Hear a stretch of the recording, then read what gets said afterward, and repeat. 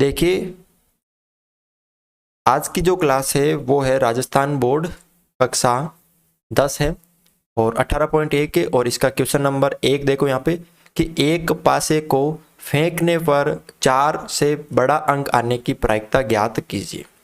जब एक पासे को फेंकते हैं तो 4 से बड़ा अंक आने की प्रायिकता ज्ञात कीजिए। तो सबसे पहले हल, तो जब एक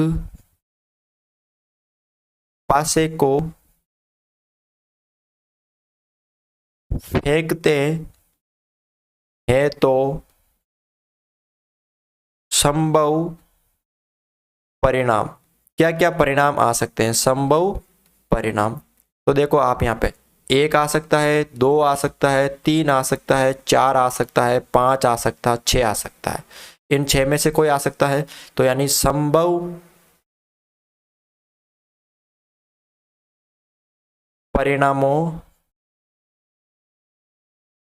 की संख्या, संभव परिणामों की संख्या कितनी हो गई?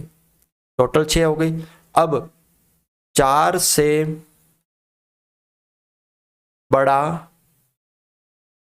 अंक आने के अनुकूल परिणाम, 4 से बड़े अंक आने के अनुकूल परिणाम कितने हैं? तो या तो 5 होगा या 6 होगा, यानी अनुकूल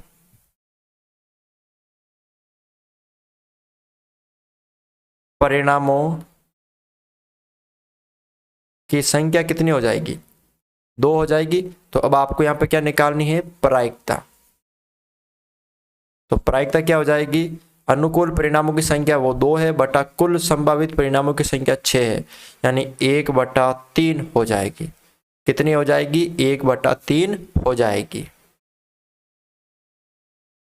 क्वेश्चन नंबर 2 देखो आप यहाँ पे क्या दे रखा है? एक सिक्के को 2 बार उछाला जाता है। जब एक सिक्के को 2 बार उछालते हैं तो दोनों बार चित आने की प्रायिकता ज्ञात कीजिए। क्या करो? दोनों बार चित आने की प्रायिकता ज्ञात करो। तो देखो यहाँ पे हल, एक सिक्के को 2 बार उछालने पर संभव परिणाम, क्या क्या परिणाम हो सकते हैं? संभव परिणाम, या तो दोनों हेड हो सकते हैं, या दोनों टेल हो सकते, या एक हेड एक टेल हो सकता है, या एक हेड एक टेल, या तो एक टेल एक हेड, या एक हेड एक टेल, या दोनों टेल हो सकते हैं। 4 संभव परिणाम। तो संभव परिणामों की संख्या कितनी हो गई? टोटल 4। अब यहाँ पे दोनों बार चित आने के अनुकूल परिणाम कितने?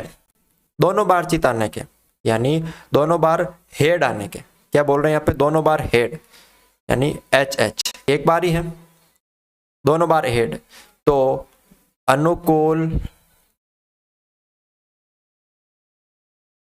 अनुकूल परिणामों की संख्या कितनी हो जाएगी? यहाँ पे 1 हो जाएगी। तो अब प्रायिकता निकालो आप। प्रायिकता क्या हो जाएगी? अनुकूल परिणामों की संख्या बटा कुल संभावित परिणामों की संख्या, यानी 1/4 हो जाएगी। अगला देखो क्वेश्चन नंबर 3 क्या दे रखा है यहाँ पे कि 1 से 17 तक की प्राकृत संख्याओं में से एक संख्या का यादृच्छिक चयन किया जाता है तो प्रायिकता ज्ञात कीजिए कि वे एक अभाज्य संख्या है। तो हल यहाँ पे 1 से 17 तक की 1 से 17 तक की प्राकृत संख्याओं के कुल संभव परिणाम। कितने परिणाम होंगे? कुल 17 होंगे ना। और 1 से 17 तक अभाज्य संख्या, 1 से 17 तक अभाज्य संख्या कौन कौन सी है? 2, 3, 5, 7, 11, 13 और 17, ये अभाज्य संख्या है। तो 1 से 17 तक अभाज्य संख्या आने के अनुकूल परिणाम कितने होंगे? परिणामों की संख्या, परिणामों की संख्या टोटल हो गए यहाँ पे 7। तो प्रायिकता क्या हो जाएगी? अनुकूल परिणामों की संख्या बटा कुल संभावित परिणामों की संख्या, यानी 7/17। ठीक है, तो इस तरह से आपको ये करना है। क्वेश्चन नंबर 4 देखो यहाँ पे कि एक सिक्के के लगातार 3 उछालों में एक सिक्के को 3 बार उछाला जाता है, तो चित्त या पट आने की एकांतरित चित्त या पट आने की प्रायिकता ज्ञात कीजिए। तो हल, एक सिक्के को लगातार 3 बार उछालने पर संभव परिणाम क्या होंगे? संभव परिणाम या तो 3 बार हेड हेड हेड होगा, या 2 बार हेड 1 बार टेल होगा, या 1 बार हेड 1 बार टेल 1 बार हेड होगा, या 1 बार टेल और 2 बार हेड होगा, या 1 बार हेड 2 बार टेल होगा। ठीक है, या 1 टेल 1 हेड 1 टेल, या यहाँ पे 2 बार टेल 1 बार हेड होगा, या 3 बार टेल होगा। तो कुल संभव परिणामों की संख्या कितनी हो गई? 8 हो गई। अब एकांतरित चित्त या पट आने की प्रायिकता, तो यहां पे देखो एकांतरित, इसको थोड़ा सा समझना। एकांतरित का मतलब होता है या तो 3 बार हेड या 3 बार टेल। तो एकांतरित चित्त या पट आने के अनुकूल परिणाम, तो या तो 3 बार हेड होंगे या 3 बार टेल होंगे। तो अनुकूल परिणामों की संख्या कितनी हो जाएगी? टोटल 2। तो यहाँ पे प्रायिकता कितनी हो जाएगी? अनुकूल परिणामों की संख्या बटा कुल संभावित परिणामों की संख्या, यानी 1/4 हो जाएगा। कितना हो जाएगा यहाँ पे? 1/4 हो जाएगा। अगला देखो क्वेश्चन नंबर 5। एक अलीप वर्ष में केवल 52 रविवार आने की प्रायिकता ज्ञात कीजिए। तो हल, एक अलीप वर्ष में 52 सप्ताह होते हैं। एक अलीप वर्ष में 365 दिन होते हैं। ये ध्यान रखना है, कितने दिन होते हैं? 365 दिन होते हैं। ठीक है, 52 सप्ताह होते हैं या 365 दिन। अब 52 सप्ताह में कितने दिन हो गए? 364 दिन हो गए। ठीक है, तो 52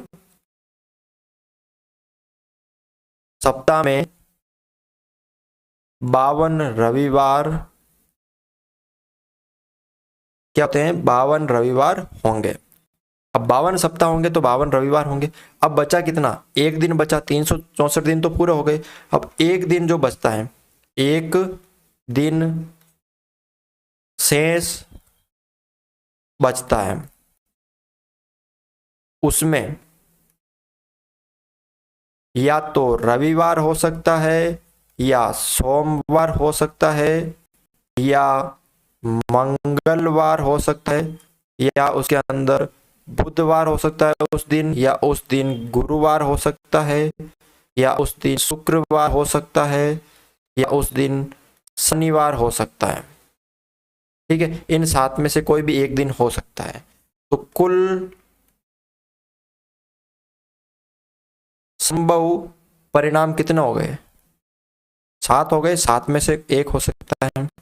अब यहाँ पे आपसे पूछा है कि रविवार आने की प्रायिकता, तो रविवार के न आने की संभव परिणाम कितने होंगे, तो रविवार न आने के संभव परिणाम, इसमें आपको थोड़ा सा उल्टा करना है। ठीक है, तो क्या हो जाएगा यहाँ पे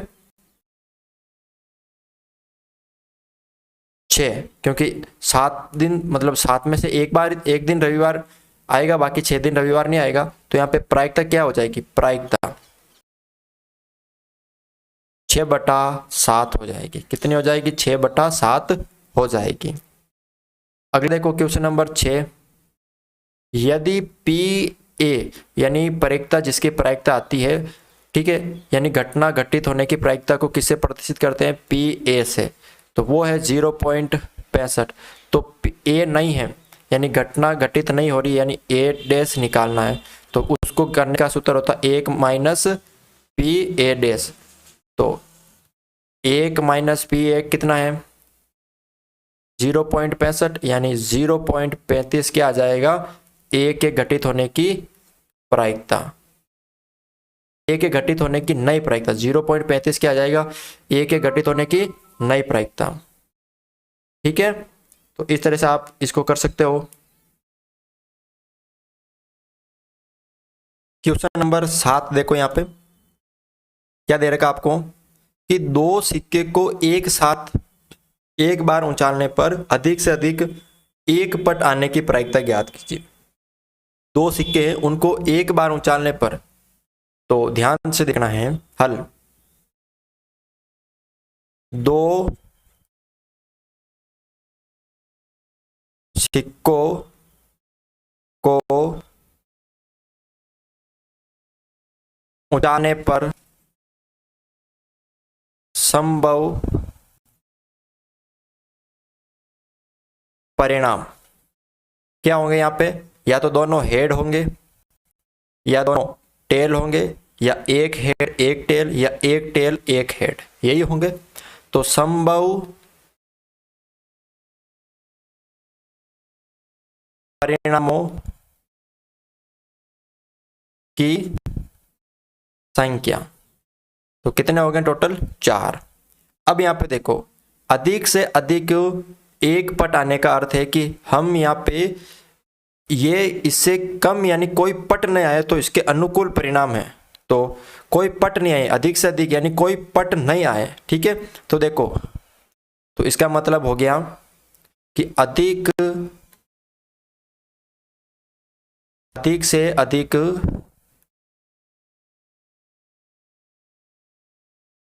एक पट आने के अनुकूल परिणाम, एक पट तो आना चाहिए। तो ये कौन कौन से हो गए, यहाँ पे हेड हेड, फिर हेड टेल और टेल हेड। ठीक है, अब देखो कुल परिणाम कितने हो गए, अनुकूल परिणामों की संख्या कितने हो गए, टोटल 3 हो गए। तो अब यहाँ पे प्रायिकता कितनी हो जाएगी, प्रायिकता हो जाएगी ना आपके यहाँ पे अनुकूल परिणामों की संख्या बटा कुल परिणामों की संख्या, तो 3/4 हो जाएगी।